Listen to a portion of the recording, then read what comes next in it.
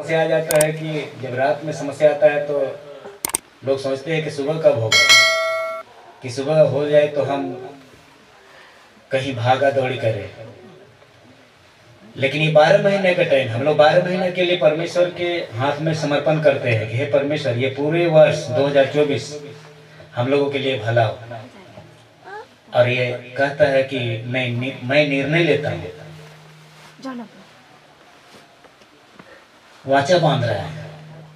हम लोग भी थोड़ी देर के बाद में वाचा बांधे, हे परमेश्वर 2024 के लिए मैं वाचा बांधता हूँ। मैं 2024 में किसी रीति से अपना घर परिवार के जीवन के द्वारा, हमारा चाल चलन के द्वारा, हमारा बोली भाषा के द्वारा, हमारा स्वभाव के द्वारा आपको ठेस नहीं लगे, आपको दुख न पहुंचे। बाइबल बतलाती है कि हम सबको दुख पहुंचा सकते हैं, चलेगा, लेकिन पवित्र आत्मा को दुख पहुंचाएंगे ये हरगिज परमेश्वर को शोभा नहीं देता है और हमारी गुनाह माफ नहीं किया जाएगा। इसलिए हम लोग हमेशा परमेश्वर से प्रार्थना करते रहते हैं। तो हम लोग जब 2024 में जब प्रवेश कर रहे हैं तो क्यों निर्णय ले कि हे परमेश्वर, हम लोगों को जो शैतान धोखा देता है इन सारी बातों से बचाकर 2024 पूरे वर्ष संभालना प्रभु, ताकि हम हमारा जीवन के द्वारा, हमारा स्वभाव के द्वारा परमेश्वर दुखित न हो, उसे ठेस न पहुंचे। आगे ध्यान से सुनिएगा। तो आगे लिखता है कि इसलिए उसका क्रोध, भड़का हुआ क्रोध हम पर से दूर हो जाए। जब ये व्यक्ति वाचा बांधकर परमेश्वर से प्रार्थना करता है और वादा करता है कि हे परमेश्वर, अब दोबारा हम आपको ठेस नहीं पहुंचाएंगे, ठोकर नहीं पहुंचाएंगे, अपना जीवन से आपको दुख नहीं पहुंचाएंगे, तो हम लोग को भी निर्णय लेना चाहिए, हमें उचित निर्णय लेना चाहिए। और 11 पद में क्या पढ़ते हैं, हे मेरे बेटो ढिलाई न करो, देखो यहोवा परमेश्वर ने अपने सन्मुख खड़े रहने और अपनी सेवा टहल करने और अपने टहलुआ और धूप जलाने वालों का काम करने के लिए तुम ही को क्या कर लिया, परमेश्वर चुन लिया। हालेलुया। तो हम लोग पढ़ते हैं कि हे मेरे बेटा बेटी, देखो यहोवा अपने सन्मुख खड़े रहने के लिए, परमेश्वर की उपस्थिति में हम लोगों को रहने के लिए, जैसे मूसा वो मंडली के देख रेख करता था और परमेश्वर की उपस्थिति में रहता था, वैसे ही आज हमें और आपको, आपके बच्चे, आपके परिवार, पूरे फैमिली को परमेश्वर अपने सन्मुख में रहने के लिए आपको चुना है और आपने चुनाव किया है। वही चीज को हम लोग 11 पद में पढ़ रहे हैं, मेरे बेटो ढिलाई न करो। कई बार हम लोग ढील देते हैं, आलसी में जीवन बिताते हैं, लेकिन बाइबल बतलाती है ढिलाई न करो। थोड़े दिन परमेश्वर के साथ में चलो, लेकिन ईमानदारी से चलो और सत्य पर चलो और परमेश्वर के करीब रहो। बाइबल बतलाती है, मेरे बेटो ढिलाई न करो, देखो यहोवा ने अपने सन्मुख रहने के लिए, सन्मुख खड़े रहने और अपनी सेवा टहल करने और अपने टहलुआ और धूप जलाने का काम करने के लिए तुम ही को परमेश्वर चुन लिया है। धूप जलाने का अर्थ क्या है? धूप जलाने का अर्थ है जब कैन और हाबिल भेंट चढ़ा रहा था, तब आदम हवा वहां पर जो धूप जला रहा था, वो धुआं जो निकल रहा था कैन का और हाबिल का, हम लोग वहां पर देख पाते हैं।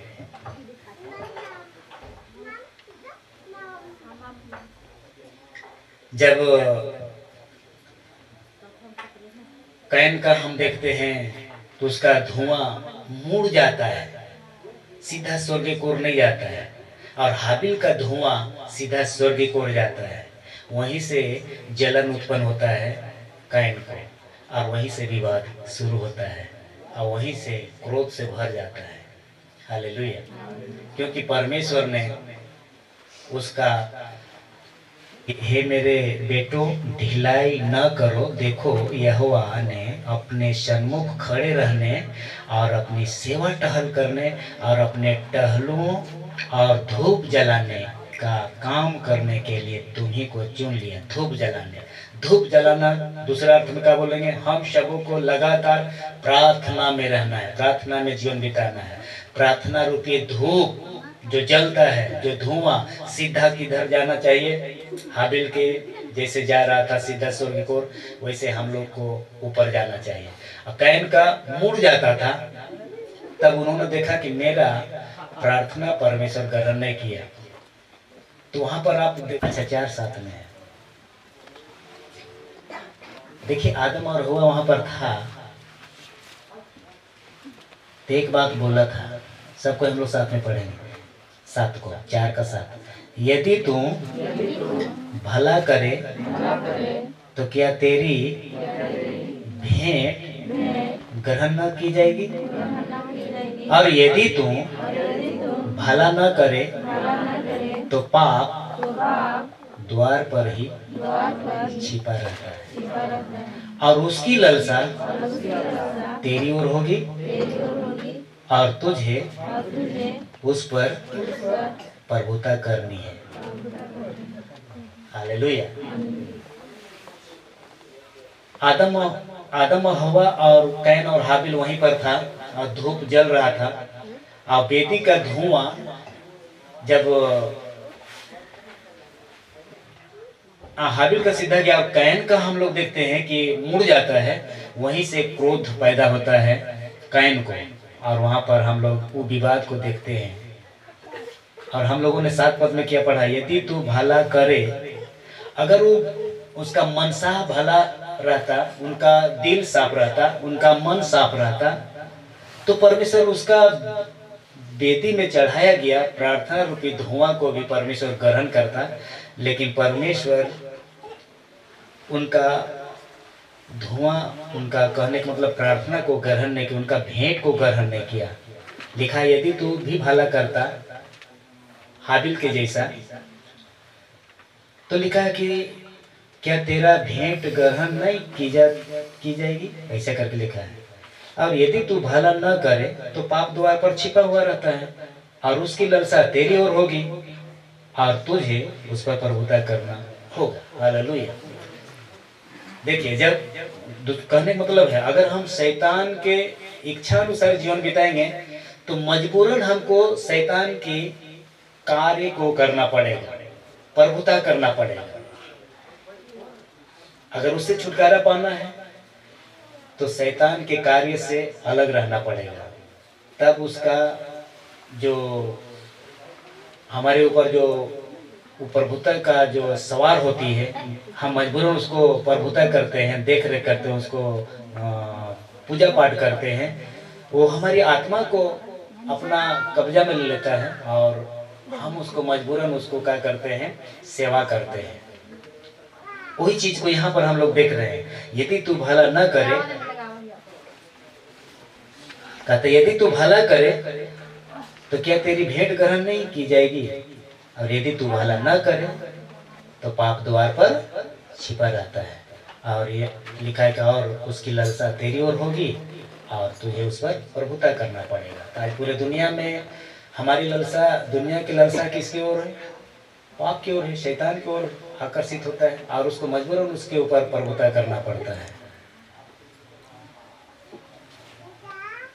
तो शैतान से छुटकारा पाने के लिए हम लोगों को क्या है, परमेश्वर की उपस्थिति में रहना है, अपना मन में निर्णय लेना है। परमेश्वर 2024 में मैं निर्णय लेता हूँ कि हम पिछले 2023 में हमारे जीवन के द्वारा आपको ठोकर मिली है, तो हम 2024 में परमेश्वर ऐसा हमारा जीवन से न हो, हमारा परिवार से न हो, हमारा घराना से नहीं हो, ऐसा करके हमने जब निर्णय लेता है तो परमेश्वर 2024 में आपको भला चंगा रखेगा, आपको पूरे वर्ष संभाल कर रखेगा। परमेश्वर आपको सहायता करेगा, हर कार्य में आपको सफलता देगा। परमेश्वर आपको मददगार करने के लिए तत्पर है। ऐसे परिस्थिति में यशाया 40 और उसका हम लोग जल्दी से 31 पद को हम लोग निकालेंगे, नहीं सबको हम लोग एक बार मिलकर पढ़ते हैं। अभी हम लोगों ने सीखा कि अगर हम लोग भला काम नहीं करेंगे तो मजबूरन शैतान को हमारे ऊपर राज करेगा, ये मरण हार दे हमें।